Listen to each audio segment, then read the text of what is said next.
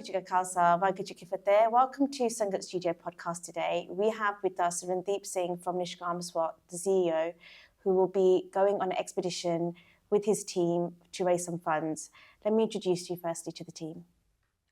Waheguru Ji Ka Khalsa, Waheguru Ji Ki Fateh. Randeep Singh from NishkamSWAT. I'm the CEO for the organisation, which is a humanitarian aid organisation. Waheguru Ji Ka Khalsa, Waheguru Ji Ki Fateh. Balwant Singh, I'm otherwise known as Bob, for people who like me and people who don't like me, so it doesn't matter. I'm leading the trek to Everest Base Camp for NishkamSWAT, and it's my privilege to do that, to raise funds for the great work they do. Meva Singh, disabled badminton player for England. I taking this part in this charity events for the Mount Everest Base Camp. So it's really nice to have you guys here today, and we have got an expert, Bob, here, who has done amazing climbs. So tell us, how many climbs have you done? All in all, about 300. Sort of high mountains, low mountains, polar regions. So anything that's a challenge, I'll do. And what got you into it? I was born at the foothills of Mount Kenya, so I suppose it's something that's always stuck with me. The whole picture of mountains, climbing mountains, etc. And being born in the outskirts of Nairobi, foothills of Mount Kenya, I was, I suppose, actually it's quite interesting because when I was born, my nickname was Balu. Okay, bear, obviously. So, but if you then take that into the Jungle Book series, then I'm probably more Mowgli than Baloo, you know. I had that lifestyle. I wanted to climb. I was climbing trees. When the monsoon season came, we were always outside, throwing rocks and stuff at crocodiles and hippos and running away, that sort of thing, catching snakes. So I lived a very free life, and it's always stayed with me. So for me, being outside in the wilderness is just something fantastic, and it creates something in me. And as I said to you before, it's very few times in your life when your soul, your spirit, and your heart hold hands. Very few times. And what I love about mountains is that, any expeditions, is that the world as we know it ceases to exist, and the senses that we didn't think we had come through, and it actually creates things in your life, and you become more of a humble person, and it dissipates your ego. So ego is up here, humility is down here, but when you do things I do, humility comes up here, ego goes down. And as you were saying, if you saw me in the street, you wouldn't know the sort of person I am. I wouldn't put the two together. No. I wouldn't at all. But what's so inspiring is that, you was talking about seva and how that can come in so many different forms. Like, Randeep, you're at the front line of doing seva for SWAT, for the homeless.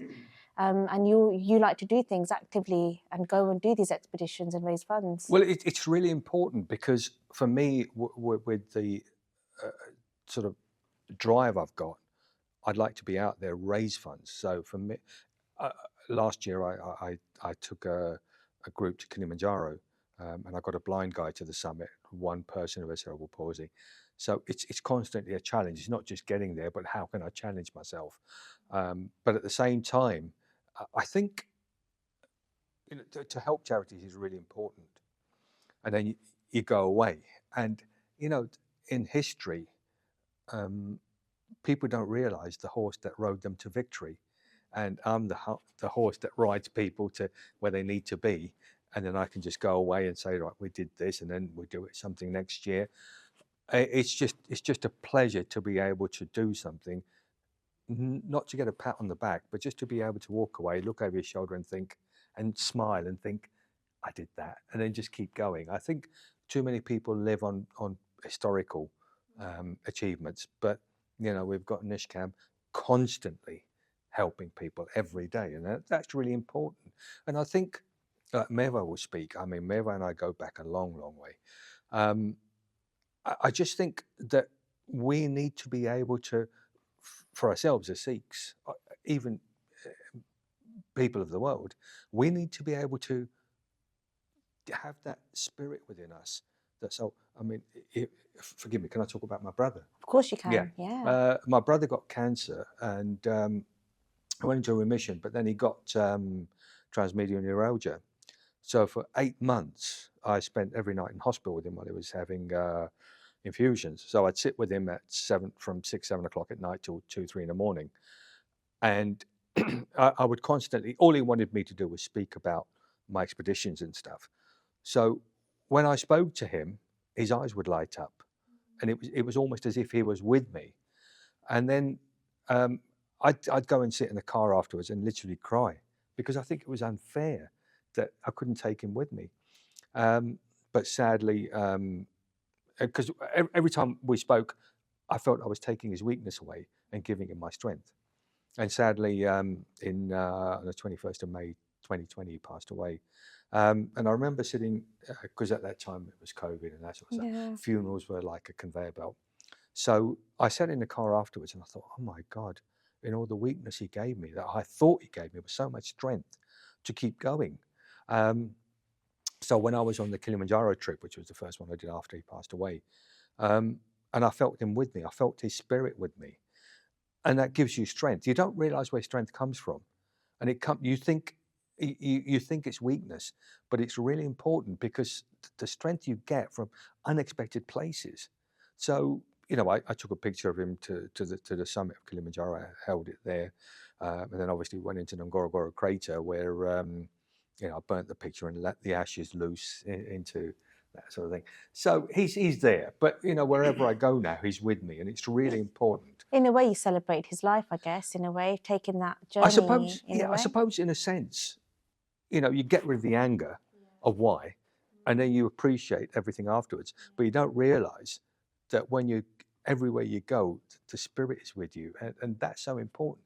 And within that spirit is the strength. And I think, for me, what we're doing for NishkamSWAT, and Meva's coming with us. I mean, here is a guy who exerts the spirit of Sikhism, and the strength, and realistically, it's so important. Forget me, but his story is just extraordinary. I mean, we go back years and years. But it's also the Sangat you're with, and it's also the people that you do surround yourself with, and Meva Singh, Uncle G, I have to say Uncle G on TV, sorry. Uncle G, like you were saying, how, you haven't come from, an Orthodox Sikh family. There was, you've had your journey of coming into Sikhi, and now that is what carries you through what you do. You're a world record badminton player. You've lost a leg during that journey, and now you're going to do this summit. So share a bit about your stories. And 2nd of July 1980.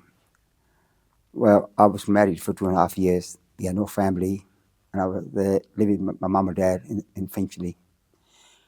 And out of the blue, my boss said to me, "Go and pick up this girl from the hospital."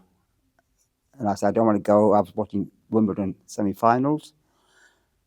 I insisted on I don't want to go, and he insisted on it. This girl asked for me. I was a young fella at the time, and 25 years old, and I always put music on anybody get in my car.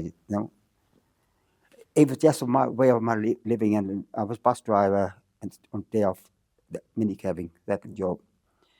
I went downstairs, put a key in the car, the door, and the door hadn't opened yet, and I heard a bang. I looked back, my left leg was behind me. This lady come along and hit a parked car, and she dragged me along. Cut my leg off, well, literally off. It was dangling. tibia and fibia below the knee was all cut off. It was summer day. It was a very hot day, and I couldn't believe it. And I was still talking to people, and this guy came along. He said, "Oh, it's only a small cut." I said to him with the word FF, and I said, and I could see it. My leg is gone. And from there, they took me to hospital. On the way to hospital, I knew everything. And when the ambulance come up, they took me out. They all crashed up, the cars. Got to hospital, give my name and address, then I gone. I had no idea for the next 2 weeks what was happening. Except on the 4th of July, I was all drugged up, and the doctor came up to my bed. He looked at my foot. in that time, they did 3 operations, bypass, blood circulation to do it, and nothing worked. So gangrene set in, and it's 4th of July, they cut like a leg off. And they come up and he said, call your mom and dad, or call your wife to give them the bad news. And he said, if you don't cut your leg off now, it will go into your body. But I lost the knee already now because the gangrene is already setting up. So I lost the knee and they cut the Bob knee. Well, I was out of hospital. I don't want to say things like this, but I do it. My dad actually did a count part in Gurdwara, and he asked me to come to the special. I was still in hospital. That was 3.5 weeks at a time. My brother comes pick me up in the Cortina Mark 3 old car, automatic. As he come to hospital, doctor give me permission to go out. I gave me car key. He gave me car key. I sit in the driver's seat. And no, you can't drive. I said, I'm driving home. I drive to the Gurdwara. When I got there, I got telling off like hell, my father. There's at least over 200 people was there in the Gurdwara, and because Khan was going on, and they come to see me as well.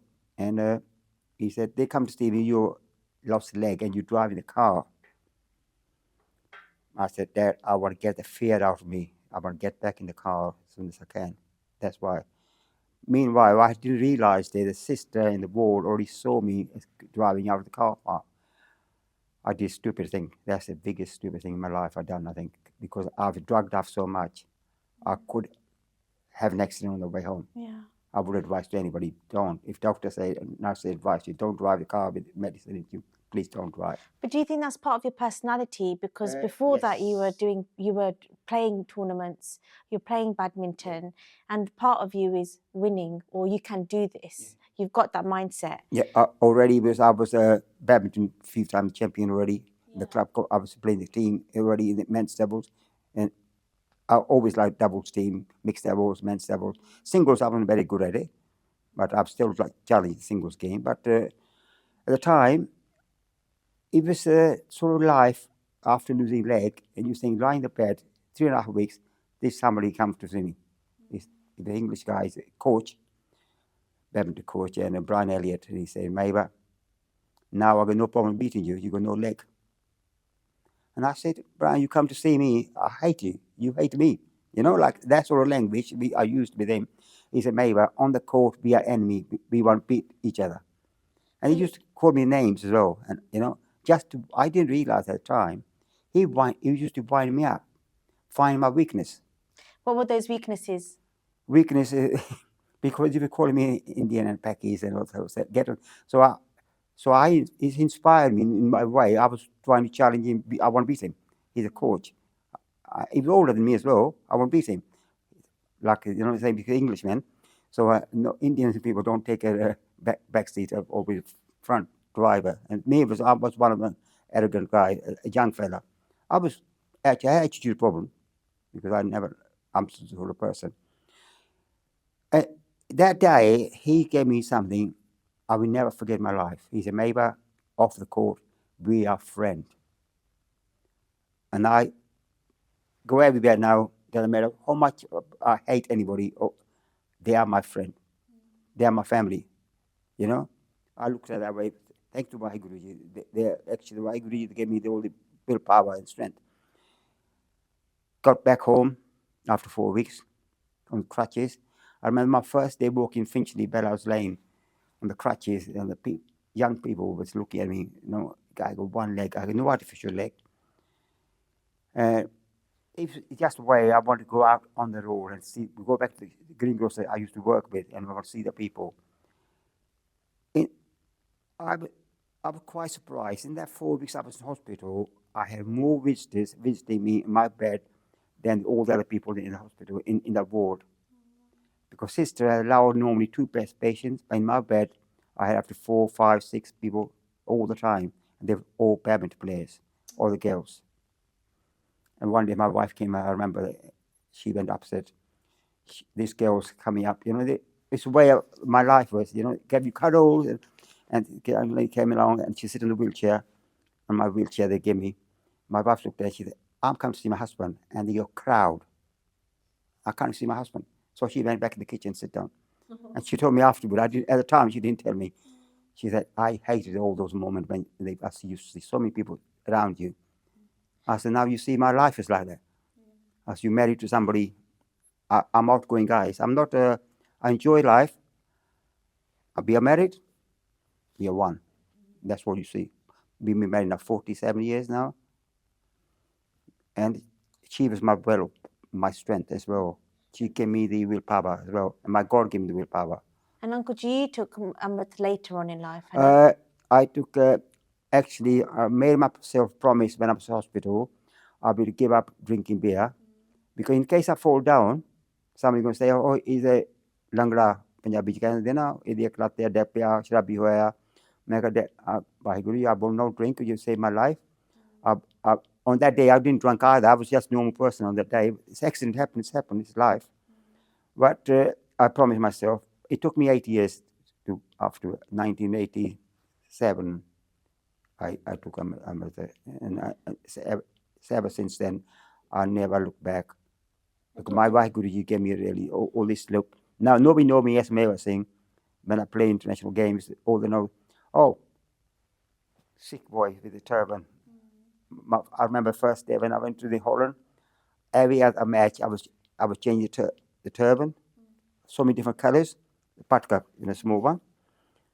I'm pretty well known regarding the turban because my religions actually came in, and God saved my life, and I'm giving back now to community, not only Sikh community. I'm giving back my life. I'm giving back to all the community.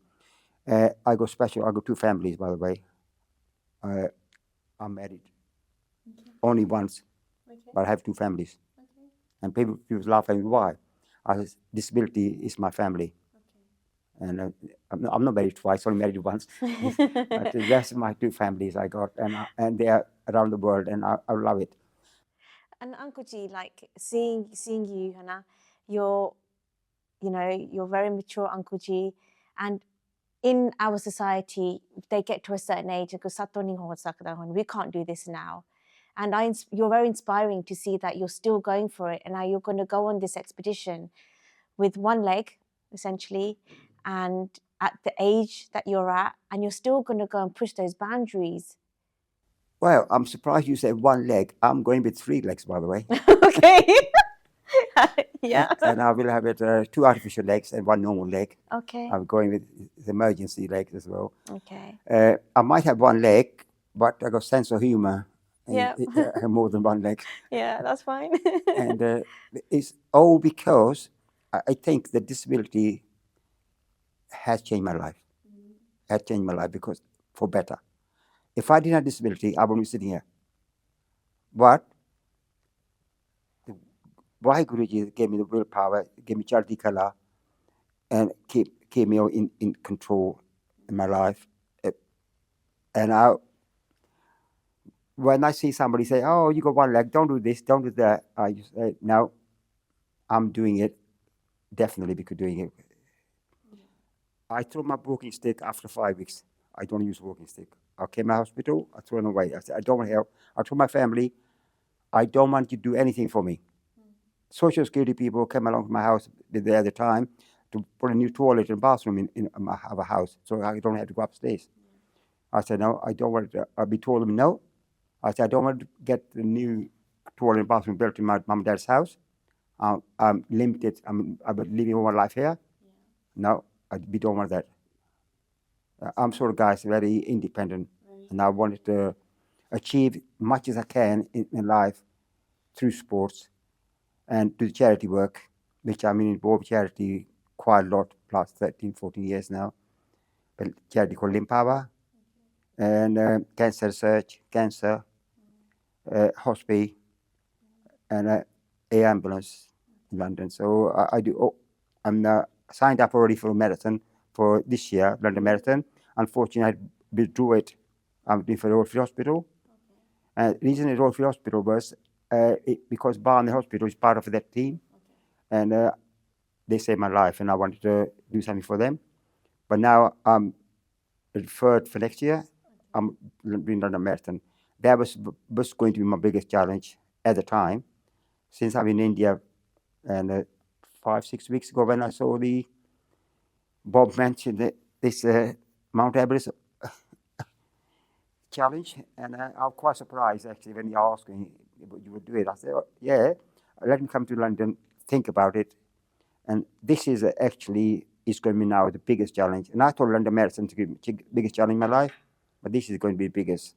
But if I can do it, anybody can do it. You know what, I was going to come to that because there's so many people that might have disability or, you know, any other problems that stop them from trying to do something this big. And it's such a good cause. What words can you give to anyone listening to encourage them? If somebody see me sitting here on the chair, he's talking all these nice words, it is not nice word. Sometimes my words are sometimes it's bit rude and arrogant, look like it, but it's not. It's giving encouragement to other people. Saying is, my friend gave me that words when I was in hospital. That gave me the bones to challenge back life. Yeah. The same thing I'm telling everybody in the house. Please, if you can see me, I can do it. I'm sure you can do it as well. Why not? All I want you to get off your chairs, do some exercise, go out there. If you can't do the Mount Everest, come and support us. Yeah. Be a my supporter. Do the fundraising for SWAT and much money you can. My target to raise £5,000, not only 3,000, 5,000. And I want people to many 5,000. It's a good cause for homeless. If I can just say, so how this, if we talk about a little bit, maybe we can talk about how this happened. Yeah. I think it's quite interesting because I met Bob about 3-4 months ago. It was, there's a friend of ours, SUBSCRIBE Manik's travel. He was being inaugurated for being the captain of Sudbury Golf Club. And SUBSCRIBE is a very close friend of mine, in fact, almost family. And I met Bob there, and Bob was, I do this, I do that, I do this, I do that. I was like, here we go. And but actually, when I Googled him, I was like, wow, this guy's actually quite amazing, because he's actually done the peak. How many times have you done the peak? 5. 5 times. So the peak is not a joke. How long does it take to do the peak? 3 months. 3 months to do the peak. So I'm thinking, right, okay, we're not going to be able to do the peak. This is like, who's going to go? And the more I spoke with Bob, the more I realized that we're going base camp. So this is a learning, something I was learning. What's base camp? What's the peak? What does it involve? How intense is it? You know, and then suddenly I was thinking to myself, this is an opportunity of a lifetime for a charity like ours, because what did we do? Before lockdown, we were doing Snowdon, we were doing walks, we were doing runs, the standard thing that any charity does. But then Bob comes along and puts this on the table for us, which is, you know, when I looked at this opportunity, I thought this is a once in a possibly lifetime opportunity for an organization like us, because I can't think of any other organization that's given the opportunity to take their volunteers with the amount of experience that these guys have got to base camp. So I thought, okay, fine. You know what? Let's look at this. And then, obviously, naturally, we were. I was kind of a little bit worried, thinking, you know, if we sign up to this, if we put our money on the table, are we going to get the volunteers to come along to it? But there's been interest. You know, we have still got a few more spaces. We are appealing to the public for more people to come on board. Bob, if you can just maybe elaborate a little bit more on how our volunteers are going to be looked after and how it's all organised and how safe this whole trip is. Well, the one thing for me, from leadership point of view, I have to look at every eventuality. Every eventuality is covered. And your expertise, Bob, what is your expertise in this? I suppose it's leadership. Yeah. It's leadership to a point, but also knowing the environment, and that's really important. So when I looked at this, I mean, it's like when we did Kilimanjaro, I had to look at the point of, you know, I've got a blind guy. How do we work with it? So we had people constantly different days with him, because I wanted everyone to engage with him and also understand what it's like to be. So we got into the summit. So in this situation, I've got a team out there. I've got a very close friend of mine, Nima Kanja Sherpa, who I summited Everest with in 2016. Great guy. So he's got a company out in Nepal called Sherpa Kumalaya. So he's going to do all the groundwork out there. So the porters will be there, the guides will be there, because we'll probably have 3 or 4 guides, because everyone will be traveling at different pace. So we're looking at that. That will all be organized. We've got a doctor coming with us, so they will make sure that everyone's okay. We've got helicopter evacuation ready if we need it. So every eventuality is covered. Now, obviously, things will happen which we haven't got covered, but we have experience to make sure that we can deal with those situations. When we've got one person who's a vegan, that's not a problem. And I'm thinking, you know, you go to Everest, you're not going to get meat. It's dal bad and that sort of stuff. So we have that. We've got one person who's got allergies, so that will be dealt with as well. So we look at everything. So what I do is look at everyone's medical backgrounds, what I need to cover. So it's not just a case of turning up. So I look at everything, and we look at all the eventualities, that sort of thing. That's really important. But my team out there are second to none. So like you said, you can't just turn up. So No. what's required prior to the climb? It's not, I think the first thing is everyone in their life have a validation. That they have something inside them that they want to do. Okay. And you go and see someone and you say, Everest Base Camp, oh, I've always wanted to do it, but I haven't got time. Well, sorry, it's now. Yeah. Okay. So that's the important thing, make time, because this is something which would be really special for you. Then what we do is I have agreements with companies who discount a lot of the equipment. Then we'll put a training program together, you know, and it's it's just basically going out there with a backpack on, just an ordinary backpack with 10 kilos in there, because that's what you'll be carrying, you know, your jacket, bits of food and bits and pieces, and then just get out there and walk. That's the important thing. And then, as I said, the trek is incremental. So we'll make sure that everyone acclimatizes. What you have to realize at Everest Base Camp, between 5,200 and 5,400. And there's also a mountain just on the side called Kalapata. And that's 5'8". So you're doing this, and it's almost like climbing Kilimanjaro. But it's an amazing trek. You know, we go across rope bridges. Everything changes all the time. But the important thing here is that when you've got validation, you want to do it. Don't go for proximity validation, because from me, the proximity validation is if you want to do something, you then go and tell someone, and then the first thing they say, oh, you don't do this, it's dangerous, this will happen, this. If you want to do something, just do it. Just do it. You know, you don't have to talk to people about it. You talk to me, I'll convince you if you want. You know, a lot of people are looking for reasons to do things. But there's a lot of reasons not to do it as well, Yeah, isn't but there? they create those reasons in their own mind. You see, when you go on these treks, I mean, there are lessons you learn. I mean, the first one is you learn to breathe. Now, we breathe the way we live, shallow and quick. We don't breathe. You learn to eat. And a funny story, I remember 2012, the Sardar, who's the head of everyone, because when you're on the mountains, I mean, forget base camp or further up, everything is dehydrated. So you cook everything with you take snow, you boil water, and there's not much taste. So he gave me this packet of dried mangoes, and I threw it in my tent. I thought, well, I'll eat them on the way back. But then before you go, the first thing he did was he gave me some pieces of paper and a pencil, because you can't use a pen there, it creases, you know, that sort of thing. And I said, Sardar, what's this? And he went, write your last letters. Whoa. And I was like, what? He said, write your last letters. We'll put in an envelope. This is matter of fact. If you don't come back, we'll post them. If you come back, we'll give you the letters. Now, the first lesson you learn is, who do you write a last letter to? You know, without anything in there.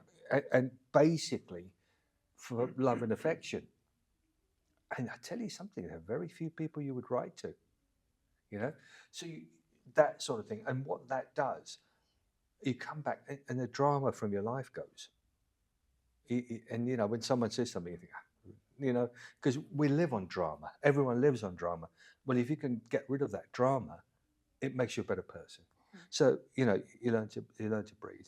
And then, as I said, with these mangoes, so I came back summit, and of course, you know, you're basically finished. You've climbed into the death zone, your oxygen depletion, and of course, that high up in the air, 8,000 plus, there's very little moisture in the air, so you know you're dehydrated and that sort of stuff. So I was in the tent, and I opened these mangoes up, and I was like a dog which swallowed it. I was dribbling because the scent was unbelievable. So I ate the mangoes. And then he said to me, "Oh, did you enjoy the mangoes?" And as I'm saying it, I'm thinking, wow. I said, "Great, but I shouldn't have eaten the whole packet." You know? Oh, dear. And that's what we do. When we go out to eat, people say, "Did you enjoy the meal?" "Yeah, but I ate too much." Yeah. So what I do is when I get to that point where I want the second piece, I don't have it anymore because I enjoy the first piece. So you learn how to eat. Then you learn how to sleep. And that's really important because most people, they get on the bed, they never get in bed. As soon as you get on the bed, they start thinking about other things.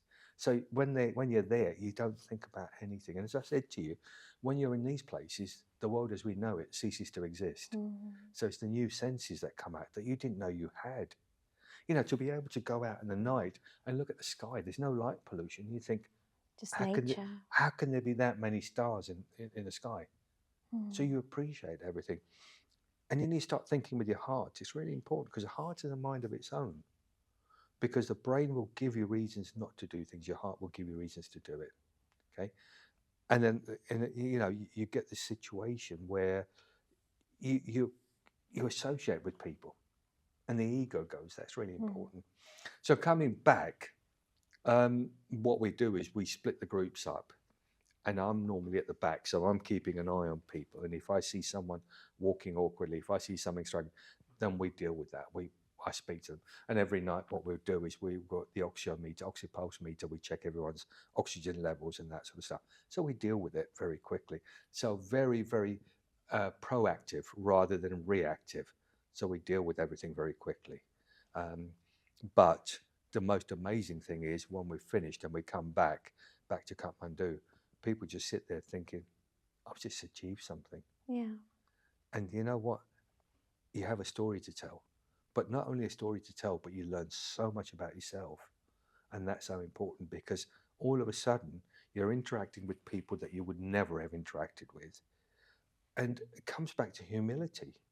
You as an individual now can deal with people all the time, not only in life, but also in business, in work, in social life, because once you destroy the ego inside you, the humility makes you such a better person. And that's so important for me. So coming back to what I was saying, every issue from experience I've dealt with. I mean, you've done 300, and also in terms of Sikhi, you're the only Sikh guy. Are you right? Is that right? The Sikh. I'm the only British Asian Sikh who's summited Everest, Yeah. and also reached the North Pole. I mean, that was a story. Yeah. You know, I was telling you, Yeah. we got to within 4 days of reaching the pole, we ran out of food. It wasn't that because you see the North Pole it drifts. So first 3-4 days, we thought we'd made a lot of ground, Progress. and of course the drift moved us away from when we started. So we spent 4 days because you don't leave anything behind. Any food you cook, you eat. So we had some tea bags left. So what we were doing, we were boiling up tea bags and pretending it was leaf soup, and then adding toothpaste to put flavour into it. That's mindset on another level. Like, you know, it is the mind. Yeah, and then for a few days we'd cut the labels out of our clothing and chew on them, making ourselves believe we were actually eating something. Wow. You know, that's survival. That's But you know what? Great fun. It was great fun. You know. At the time, was it? Yeah. Well, I spent time with a tribe in Papua. You know, and they're cannibals. So I spent time with them. But then you see, when you spend time with them, you learn how to communicate because they don't speak what you speak, and but you communicate. But the really interesting thing is that people out in the wilderness, they might be illiterate, but they're not innumerate, and they're very much in focus and in tune and vibration with nature. Yeah. We're not, you know, that sort of thing. And you know, when you think about it, we're very much, you know, want a drink, turn the tap on. We want something to eat, open the fridge. You know, if we were to go out in the wilderness and see how other people live and appreciate air, water, food, then we wouldn't have the crisis. I don't want to become political. The crisis we have now with climate, we need to get away from this. And as I said to you before, you know, we live this very shallow life. We don't appreciate everything we have. And I think, you know, we need to do that. And the only way to do that is to go out, see what happens. You know, when you think about it, 5,200. I mean, Everest is just short of 30,000 feet. Now, if you're on an international flight, that's 30,000 feet. Imagine me standing on the wing of that aeroplane. Yeah. All right. And the climate and the temperature was the same. But Everest at 5,200, Everest Base Camp, it's just, what is it, 18,000 feet, which is a flight to Europe. So you imagine you're standing on the wing of that plane. It's, when you put it in perspective, it's absolutely unbelievable. You know, and that's, you know, so we've got everything covered. Amazing. I think whoever goes, they're going to be looked after. You've got so much experience, like so much experience. And I think if this is the time, just do it now. I don't think anyone should be sitting thinking, let me think about it. If your heart's in it, just go for it, 100%. I mean, I think I'm going to check my calendar when I get home and see if I can go on this. Let's put it this way. If you can't make it, I'll carry you. Yeah, I mean, I think these opportunities come, I'll look after you, don't worry. Once in the blue. I'm sure you will, Uncle G. I'm sure you will. But I think it's definitely something to consider, and for such an amazing, you know, cause. And, you know, Randeep, you see so much on a day-to-day basis with communities and the homelessness, and you know the SHARE that you're doing is phenomenal. You know, it's grown. I remember when you guys started back in Southall. That's and right, the story of, you know, seeing people under the bridge in Southall. Yeah, that was amazing. I mean, we never actually, you know, Maharaj has their own plan for us. We actually didn't set out for this to happen, but it's whatever has happened happens for a reason. You know, we started off as a youth club when we first started off. Came across some homeless people, and now we're one of the most prominent homeless charities in the UK. We're international as well. We've got people like Bob and Meva Singh on board, helping us raise our profile. We've got Sangat TV helping us as well, which we really appreciate. You know, my message for anybody watching this podcast is that, you know, if you've ever thought about doing something like this, jump on board, do it. You've got the most experienced people, you've got the most safest team, everything's covered, everything's been ticked, everything's been checked. You're going to be absolutely safe. Can we maybe talk about the itinerary a little bit? You know, when we go up the first day, the second day, the third day, what happens? Are we going to be staying in tents, or do we stay in? No. Well, I think that's quite, when because we're leaving on the 3rd of October, coming back on the 19th, and I deliberately did that because we leave mid-afternoon on the 3rd of October. We land early morning, so we're flying Qatar Airways through Doha. So, you know, all the top flights. So, I mean, the cost is 3,000, which includes the flight and everything out there, okay, apart from your own spending money. So we arrive there. So what I want to do the first day is I want people to get used to Nepal. I mean, let me tell you, Nepal is chaos, but there's structure in that chaos. It makes you smile. Everything is there. And then we're going to probably go to the Monkey Temple, which is quite high. And then we'll probably meet one of the priests and get blessing. It's really important. So you get blessing. They put a scarf around you and all that sort of stuff. So take it with you. And then, so we'll spend a day in Nepal, go to Durbar Square and that sort of stuff. And then the next day we'll fly from Kathmandu to Lukla. And Lukla airport is something else. It's 200 meters long in the mountains. It's probably the most amazing airport. And I'll tell you a funny story. First time I did that, there's only a small plane, and a lady came with a tray. And I looked at it, I thought marshmallow, I put it in my mouth. She said, no, that's cotton wool for your ears. So anyway, but to land at Lukla Airport, it's just something else. I mean, if you've done something in your life, that's great. And then once everything gets off, and then we get our bags and we start trekking. So I think an average trek is about 11 kilometers, 8 hours per day. But we stop halfway through for lunch, and then we get to where we're staying. They're called tea houses, but they're owned by people, and then they provide accommodation, they provide your meals and everything you need to do, water and all the bits and pieces. So you It's don't all bring your tent? no tent. No, only I do then. So How long is it? How long is the 11 expedition? days. 11 days. Yeah. So and then we get to Gorek Shep, which is the final, and then from there, I think what we're going to do is decide. You know, if some people want to go and climb Kala Pater, we'll do that. If some people want to go to Everest Base Camp. But the most amazing thing is the first time you go around the corner and you see Everest and you just stand there and think, this is impossible. You know, you see it in pictures. I mean, I was on the pole, you know, you see pictures of polar bears, and when you see it in real life, you think, wow. Oh, we're in Papua, one of the Komodo Islands. And, you know, you see pictures of Komodo dragons and you think, oh, nothing. When one chases you, you know about it. Whoa, you know about it, you know. I mean, these things are the size of crocodiles, and they're prehistoric. Yeah. And there's malice in their faces. You know, so you see all these things, you know, you're crossing the Dudkoshi River.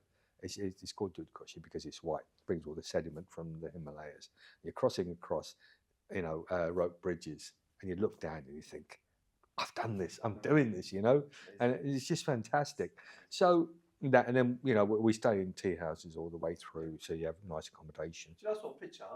Is there a Starbucks up there? In Namche Bazaar. What? Yeah. So there's in Namche Bazaar, which is between. You're good. If you go, you're going to want the whole glamping experience. I know, but it's in Namche Bazaar because that's where a lot of the traders from Tibet come in, and there's a lot of trading goes on there. And I remember two things that were really great because when you go to Namche Bazaar, you have a coffee and a piece of cake, and that's the first time you're like, whoa, you know. I remember 2012 because a lot of people sell stuff, you know, on the trek. Yeah. And we bought these digestive biscuits that were 2 years out of date. And they're the best biscuits I've ever eaten. They still look like the same colour that it was just fantastic, you know. But it makes you appreciate things, and that's the important thing. But the trek we've got covered. So we have porters who'll carry everything. So the person has a backpack with just their water supply, maybe a warm coat if they need it, and just some snacks, that sort of thing. So and anything else they need if they've got medication. But we've got a doctor with us anyway, so that's important. But you know, everything is catered for. Everything.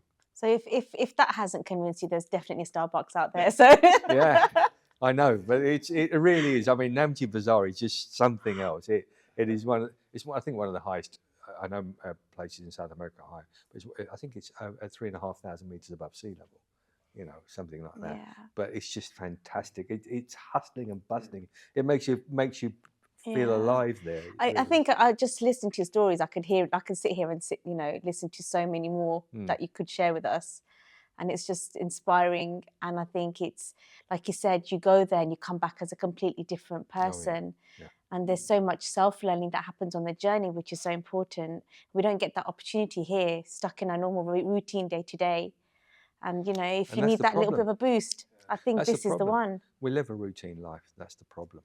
Yeah. And, you know, you need to get out there. You need to, you know, we've had this, and I'll go political now. You know, there's been a lot of stuff about Asians not trekking out in the UK and that sort of stuff. Do we want to do it, or should we do it? You know, it really depends. I think where we are in India and Kenya and most of Africa, where we came from, freedom was free because we were born with freedom.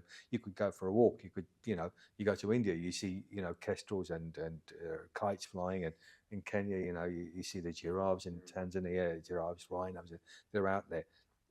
It was something that we didn't appreciate. Now you come away from it. Now you come away from it. You want to go to East Africa for a safari, or you want to go to, you know, it's that sort of thing. So with these sort of things, I think go on them, come back. And you know what? Sometimes we have to be our own cheerleader, pat ourselves on the back and say, yeah, I did that. It's also the validation thing you was talking about, how we expect it from other people. Yeah. But it's your heart, it's your mind. That's the only validation you need. Yeah. Well, I think that the problem is people who've never done things will discourage you from doing it. And that's a dangerous thing. Yeah. You know, because most people don't want you to succeed. You know, and then the jealousy kicks in. Well, if they do it, then, you know, It's something I've Yeah. always wanted to do, but they've never put themselves forward. Too much noise. We listen to too much Too noise. much, yeah. That all the time. So you know, we're also in the process of organising the people who have actually booked so far. We're going to invite them in, Okay. and we're going to have a samosa tea party, Amazing. right, with them. And there's going to be Meva's going to be there. Hopefully, Bob will be there, and maybe somebody else that you're going to bring along. And we'll have some questions and answer sessions. Yeah. People can ask questions. And this is not, I think, it's not only for the people who have booked. If you keep an eye on our social media, we'll put dates up for when this session is going to happen. And if you're interested in thinking about coming, then come down to our HQ in Hayes, sit with these guys, talk with them, meet them face to face, and ask any questions that you have. Yeah. Because, you know, we've only got limited spaces. We've got a few spaces left. So I would say that, you know. How do they book on? What's the best way to book on or get in touch with you guys? Just go onto our website. Yeah. And on our events page, we've got all the information there. We've got quite a lot of information. It's a separate, dedicated page for the trek. What's the website, just for people listening? NishkamSWAT.org. Okay. Yeah, so if you go on there, and on there we've got an email address they can contact directly. One of Bob's team, Lucy, who's looking after all the admin, they can speak to her directly, or they can message us from our contact form on the website and ask us questions. So however they're comfortable in getting in contact with us, they can even message us on social media. What's the age restrictions? There aren't any. But the other thing is, I'm happy to talk to anyone. You know, if they're worried. See, the important thing is once they sign up, it's the excitement. It's the fear of signing up. Once you sign up, the excitement is like, I'm looking forward to this. You know, but it's just getting that sign up. Once you do that, that's it. But age restrictions, none. I mean, you know, Meva's coming. What's the starting age? I mean, well, I mean, we've got 14, 16-year-olds. Okay. And if you want to do it, do it. Do it. You know, there's no. Yeah. no I mean, look, restrictions. if we can take inspiration from Meva Singh, right, what more do we need? Well, I'd like to say a few things. I know sometimes I talk too much, you see.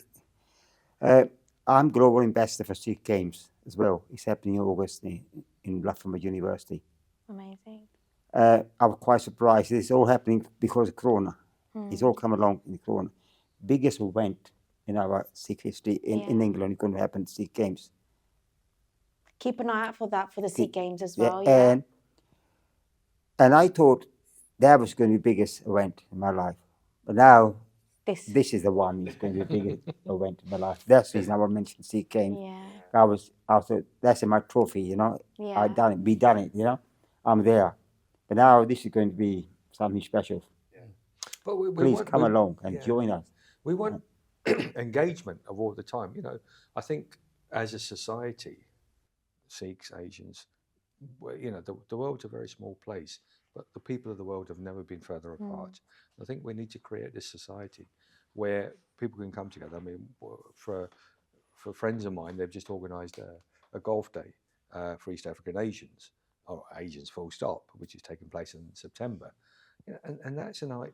You know, when I go back, when you think about the people from Kenya, you know, we had Joginder Singh. I mean, he was a hero. You know, I still speak to his son.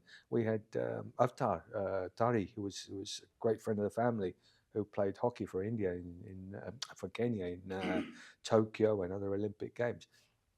I think the problem is we need to celebrate ourselves. 100%. And we're not doing that. You know, we've become so scared of celebrating who we are.